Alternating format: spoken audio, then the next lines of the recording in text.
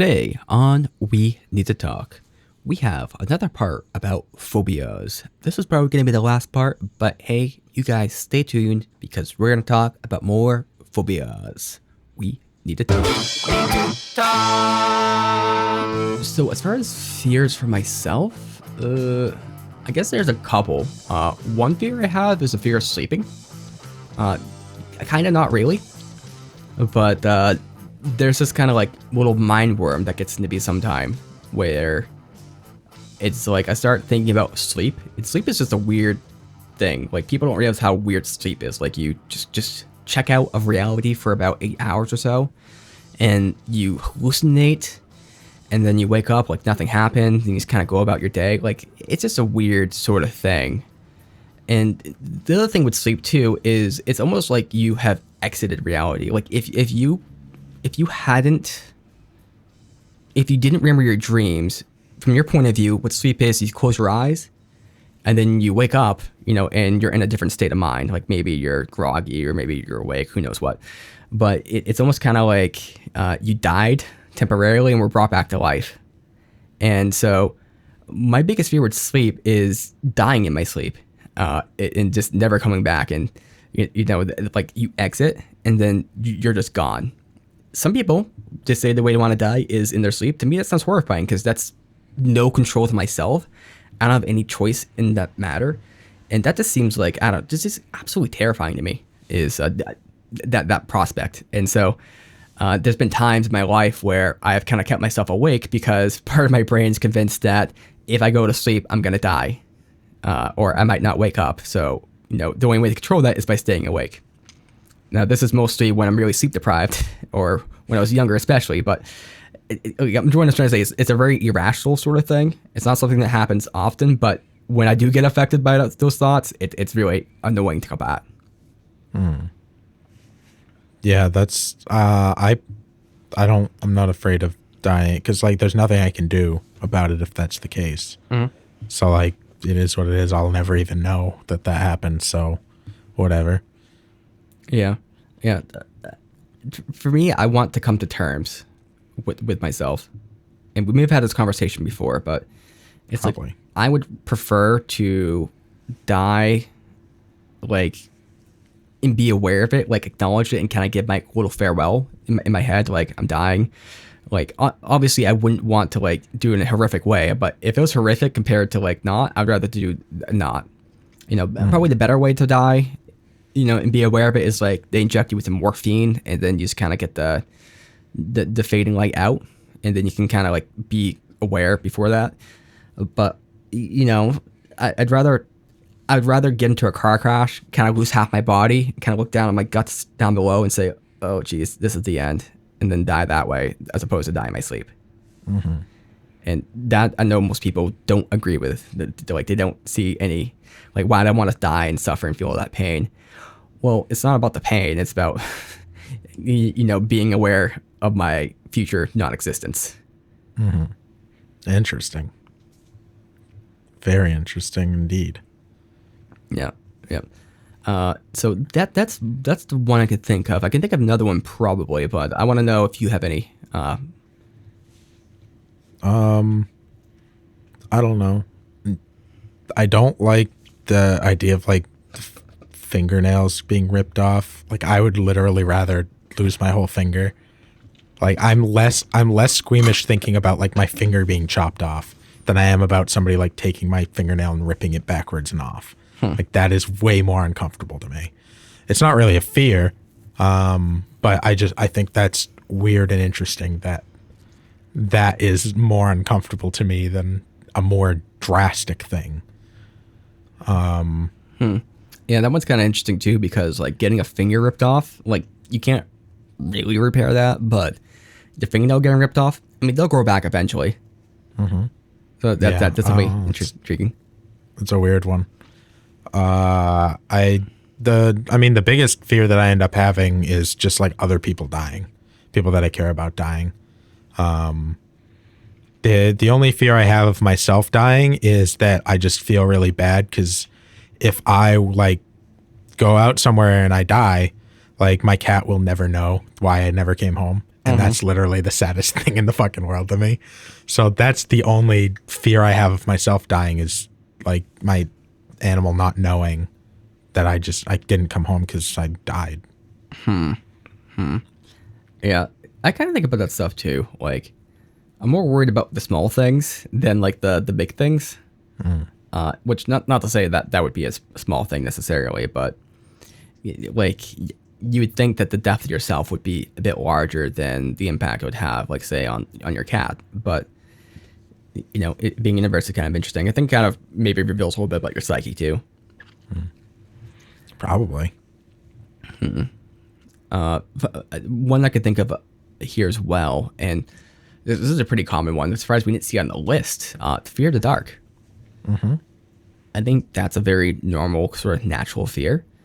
It's one that I've experienced on occasion, but I think everybody has to some degree, right? But to what effect is another, right? If I'm out in the middle of the woods and it's dark out, like I might be fine if it's pretty good lighting out there, but if it's not, like we're kind of in the New England region. There's definitely animals that might attack you, or at least cause you trouble. If you step onto like bear territory where you're not certain and they got cubs, like that bear's gonna attack you. And so there is some chance of that. Also, just not being aware of what you're seeing, because maybe you step onto something and then you slip and fall, hurt your head, you know, whatever it might be. So that's definitely something for me. And every once in a while, I think this is mostly when my anxiety is high.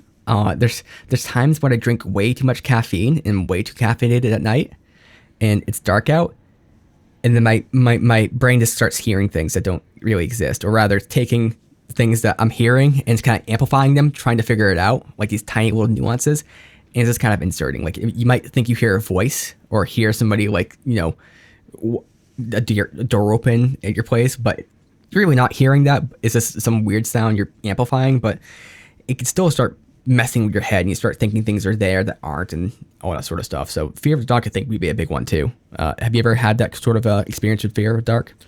Not as much. The only times I have was when I'm in like a somnambulic state.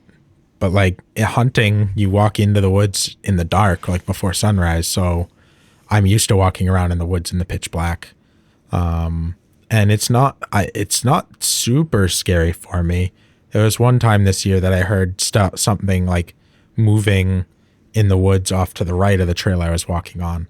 And that was a little sketchy, but I just stopped and waited and listened. But it could be literally anything. It could be a squirrel waking up. It could be literally anything. So, you know, but there's only a couple of times that I've woken up and feel like in my dream, like I heard a door open.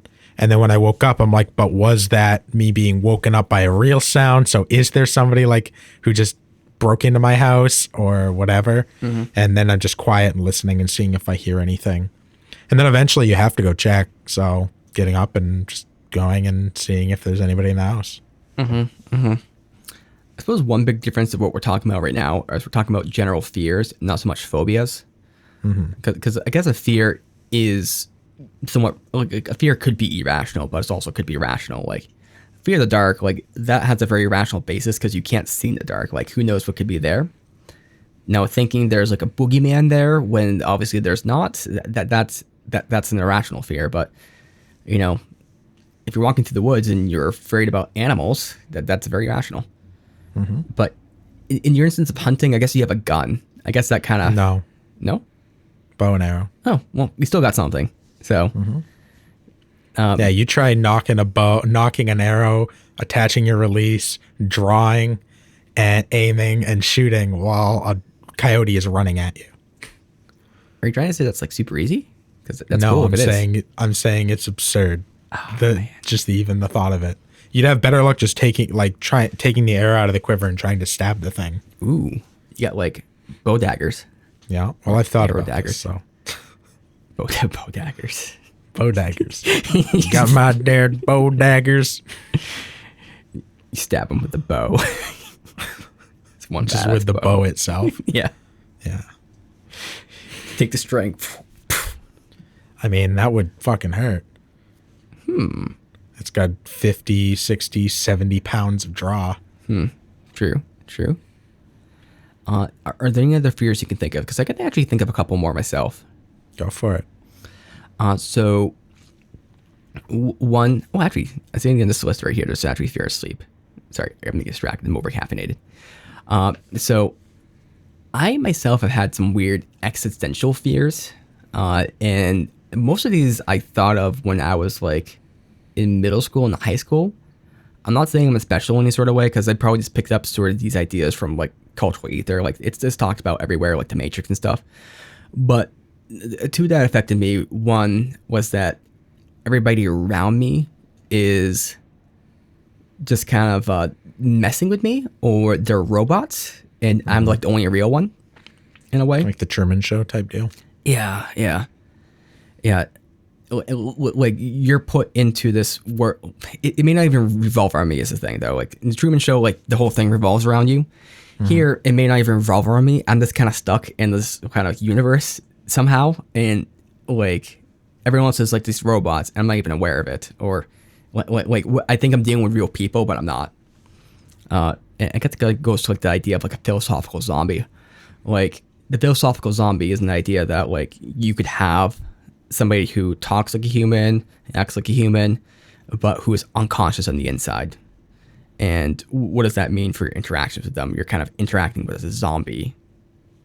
There are refutations of that, so let's be clear with that. But that's an idea that kind of frightened me a bit back in the day, because I would just be talking to people and just feeling like, are you actually real?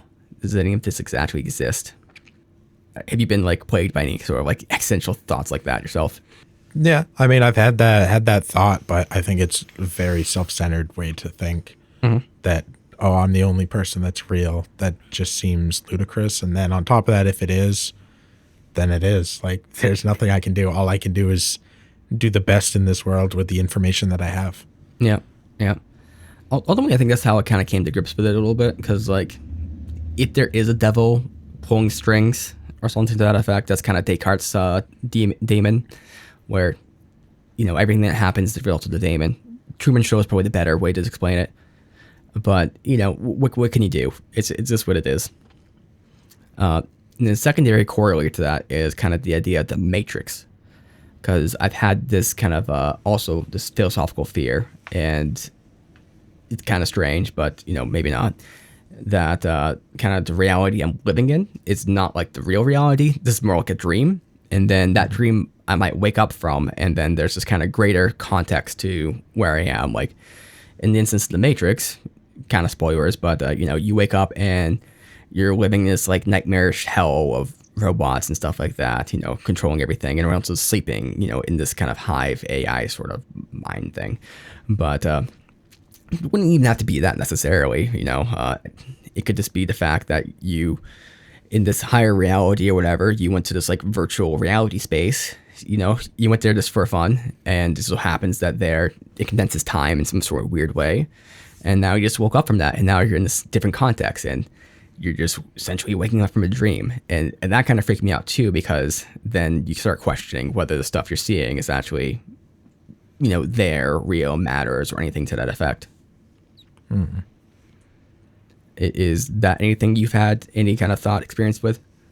No, I mean the different reality thing, yeah, for sure. Like you could be in virtual reality and how many layers deep and all of that stuff. But like, again, nothing I can do about it. So what if there was a reality where like it felt like suffering felt good to people and like niceness felt bad? So it was like a reverse world to what we're in now, and you get dropped into that one and tried to live like a good person in our world, and it made you like the most evil thing in the world in that world. That'd be really cool. Okay, I was following up until like the last part there. Just like, that'd be real cool.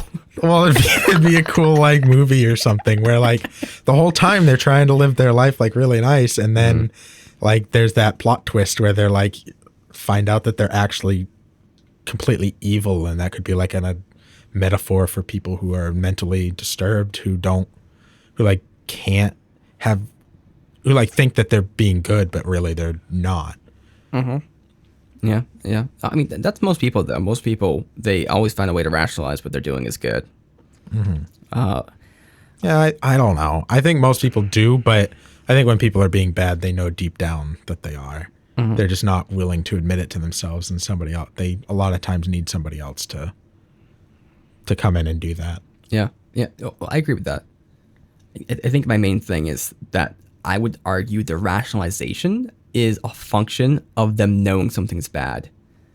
Like, I've had conversations with people, and people know just how to deflect and how to like refocus and how to avoid, or I don't even know what it is, but they are very, very technically savvy in getting conversation to avoid the blame on themselves, or to redirect the blame, or to do something else, right?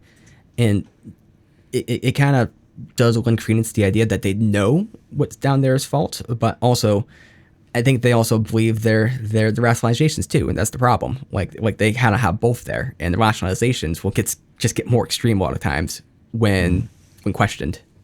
Yeah, I mean, I've definitely seen that too, and I think that a lot of people will say, like, if you're like, well, you were a jerk to them, and they'll say, yeah, but blah blah blah. It's like, well, that yeah, but is kind of irrelevant, because if they were mean to you, that's a reflection of them, not you.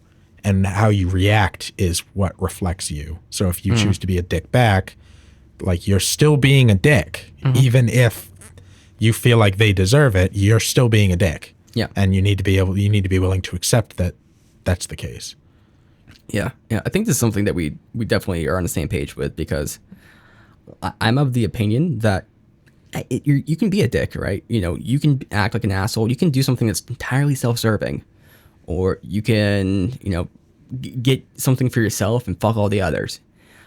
You can do that, but I think you just need to be honest about it. Like, just saying, you know, fuck those people. I'm taking this for me, or, you know, Yeah, like you would. yeah. Or you could say, you know, this person acted like a dick to me. I might normally act pleasant or try to understand the circumstance. I was pissed off, so I acted like a dick, and I was a total dick. I was a dick. Would I take it back? I would say yes, just to be nice, but no, I wouldn't. Fuck that person. I'm a dick. Are you speaking specifically now? I don't think so, but maybe. Okay. It felt like you were veering towards a very specific instance. Can I think of an instance like that? Probably, yes. But yeah. Oh, well, yeah. I don't know. I came to some sort of conclusion a while ago that it's okay for me to like act badly to some degree, or maybe not act bad, not always try to be the good person. That's fine. I have to accept that, because otherwise you just get into the habit of just rationalizing everything, or not doing anything, or just being trampled on. I don't know. I don't know. We can agree to disagree. Okay. That sounds like a much bigger conversation. Happy Halloween! Last thing I think of, unless you have any more thoughts on that. Nope. So last thing to think of, and this is a very specific one to me. Thankfully, it's not one I have anymore, but this was kind of fucked up. So I was raised Christian, and so there was two fears that were instilled in me by my grandmother. She was super religious. She thought everything was from the devil, like Led Zeppelin, rock music. I guess Led Zeppelin is rock music. Pokemon, and distorted guitars. I mean, I guess that's she's all right so far. Yeah, So far, you just said rock music over and over. Halloween, dressing up. Yeah. I don't know, anything that's not like Christian, or not her type of Christian too, was demonic. But anyway, got these very, very long lectures about hell and how terrible it was. So growing up, I had like a huge fear of hell, because it did not sound very fun. And you know, they kind of harp on the fact that through Jesus you can get all your sins forgiven, and then nothing really matters. And they kind of do that to kind of get people to come in, it seems. But when they're talking about doing bad things, they kind of make it seem like that's irreparable, and you will go to hell for that. So kind of those weird dichotomies. But I was very fearful of the concept of hell. So, I tried to be good and everything like that. And then started kind of asking questions about heaven. And then get to heaven. And it sounded really great at first. It was like a paradise, you have your own mansion with gold and you get, food. You can hang out with people that you knew during your life. You can play games, essentially do whatever. I guess it's a whole thing you can do. And they're like, oh yeah, that sounds great. And it's like, and then in the end, what happens is there's a feast. God gets all of his followers together and they sit at a table and there's a feast and the feast lasts forever. And it's like, wait, what? Yeah, the feast lasts forever. And like my grandmother put that in a way it's supposed to sound nice. But I was terrified for months and months with that because it's like, that sounds terrible. Like a feast that lasts forever. I don't want to be eating that long. That sounds. Why would I want to do that? The fear of heaven. The fear of heaven. I think it's the fear of an unending dinner, right? Every dinner with my family feels like the unending dinner. Listen, I could do 20 minutes, an hour, maybe even 2 hours, right? You go crazy. Whoa. Right? That's a long dinner, but Dang, you're at a buffet. You have dinner for a day, you're sick of it, right? If you're forced to have dinner for weeks and weeks on ends, whatever. Infinity, holy shit. I mean, that has to be metaphorical, right? Like the idea of having a table of plenty that never ends is not literally you're eating nonstop. It's like you have what you need forever. Yep. Yeah. Oh, so I think I can agree with what you're saying. And also would say... I'm sure that's not how it was pitched to you, but... No. It's pitched very literally. Yeah, that sounds about right. And I get that back then, food was not very plentiful, and people found the idea of just having unlimited food just to be the best thing they could ever have, right? I mean, that and maybe hardcore sex. But to someone in the modern day who has lots of food, what's the point of that? And my I don't know, 7-year-old brain just wouldn't be able to comprehend the idea of that being a metaphor, especially. But yeah. So unending dinners, that's a phobia of mine. If you had to have an unending dinner, what would be served? What would be would it be steak? I think so. But here's the problem. Whatever it is, if it doesn't change on an hourly basis, that's going to be even worse. What if it's steak for the rest of eternity? Now you hate steak. I know. And Pepin's heaven becomes a cow's hell. Jeez. You'll be served to Pepin for all eternity. Yeah. So those were two of my old fears. General thoughts on kind of those topics? Yeah. Yep. Yeah, I mean, it sounds like you were heavily influenced by other people and kind of took things to 11 and some of the thoughts there to picturing not taking yourself out of context. So it's you right now eating forever and not you in an ethereal form eating forever, which I think would be very different, where you're never full and it never the tastiness of it never changes and things like that. So I think it was definitely less nuanced. And then the Matrix and all that stuff, I think everybody's had those thoughts, especially since if they've seen the movies, then they definitely have had at least the thought of what if. And I think that's super normal. But when it comes down to is what if? Well, what if? There's nothing I can do about it. So let's just keep going. Yeah. And ultimately, that's kind of a way to deal with a lot of these different phobias and fears too, is you admit that you don't have control over it. And what are you going to do? Right. And it's I believe that's called exposure therapy. And so, well, actually, no, exposure therapy is pushing yourself to actually experience those things, which is the most effective form of it, I believe, of kind of treating fears and anxieties. But ultimately, it's you just have to admit that there's that negative aspect, but either you avoid it your whole life or you don't. And if you do, there's gonna be some negative stuff there. It's not necessarily the things are gonna go away, but just gotta deal with it, unfortunately. With that said, everything is very nuanced. There are definitely a lot of medical, sort of psychological factors at play, and who knows what the right answer is for any particular individual. So definitely see a registered psychiatrist or psychologist or whoever for real medical advice, because it could just be the case that maybe there's something in your brain that's just out of whack and needs some sort of medication to fix that, or need some sort of this quick little, I don't know, a past history sort of thing to be revisited. It's always hard to say. So don't take anything that we're saying here as being truth, because it's probably not. My biggest fear is man, bear, pig. Man, bear, pig? Yeah. I'm afraid he's going to come into my house and eat all my pudding. That's a very, very serious fear. Which part are you most afraid of? The man, the bear, the pig, or the lack of pudding? Definitely. It's none of those. It's the fear that Al Gore is going to come in after him. That is something I didn't consider, but that is very scary. He's going to eat all my internet. Did you know the internet's a series of tubes? Nate, we need to talk.